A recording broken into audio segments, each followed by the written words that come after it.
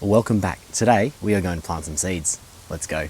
We are growing vegetables on a budget.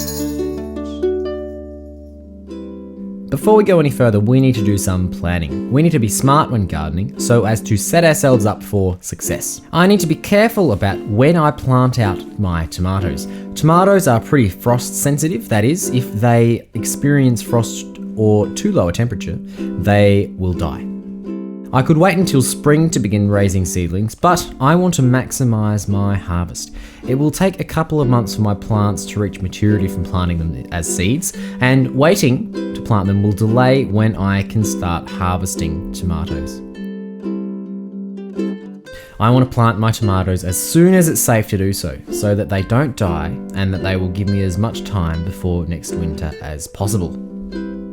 When you plant your tomatoes outside will depend on your local climate. Have a look at local weather histories, last frost dates, and see what people in local gardening forums say about planting tomatoes in your area. In Melbourne, some say that Melbourne Cup Day, a horse race in early November, is the first time you can plant tomatoes for the season. However, that's quite a while after the last frost date.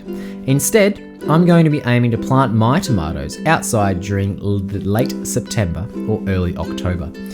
It will take 8 or 9 weeks to raise seedlings ready for planting. So I need to take the date that I plan to plant my tomatoes outside, let's say the last weekend in September, and I need to count back 8 or 9 weeks, which brings us to now.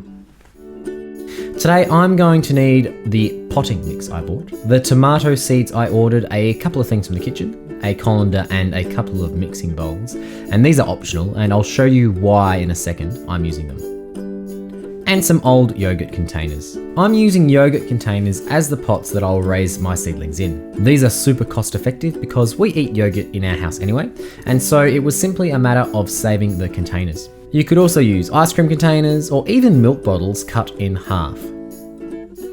I'm using a screwdriver to gently poke holes in the bottom for drainage. Be careful when doing this because they are sharp. Now I want to prepare my potting mix for my seeds. Seed raising mixes are generally very fine. That way it's easier for the seeds to shoot. Seed raising mix was outside of our budget though, so I'm making my own. I'm using the colander to separate out the large bits of potting mix, the bark and things. I just put a handful of potting mix in the colander over one bowl, give it a bang and a shake, let the finer stuff fall through, and put the coarse stuff in another bowl because we can use that later. Then I repeat until I have enough soil. Now to fill the containers with soil, I'm going to put some of the coarse matter that I separated out earlier down the bottom. This will assist with drainage and will help stop the potting mix fall out of the drainage holes. Then I'm filling the rest of the container with our finer soil. Now I'll repeat that process for the rest of my containers. I like to water my containers before I add seeds. I've found that new soil can be quite hydrophobic until it becomes wet. So I'm just going to flood these now so I don't mess around with the seeds later. Now all that's left is to sow the seeds. I need to follow the instructions on the packet. Different vegetables like to be planted at different depths. These tomato seeds like to be planted half a centimetre down, 5 millimetres. I use my finger to make a small hole, then put 2 seeds in each and cover it up. I'm putting 2 seeds in each to try and guarantee success. Not all the seeds will germinate, and if they do, I can just thin them out later. The soil and the seeds are already watered for now. I'll need to continually keep the soil damp though. I need to find a warm, sunny spot for these to grow up. It needs to be sheltered. Outside in the open won't do because it's too cold. You could use somewhere inside by a window like this.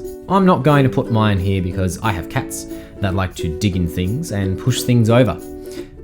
And I have a greenhouse, which will do the trick nicely. But you absolutely do not need a greenhouse to get things growing. And that's all for today. In another 8 or 9 weeks, these will be ready to go into the pots. If you enjoyed this video, please give it a like. If you'd like to watch more of my videos, please subscribe to Scott Grows an Avocado Tree. Thank you very much for watching, and I will see you next time.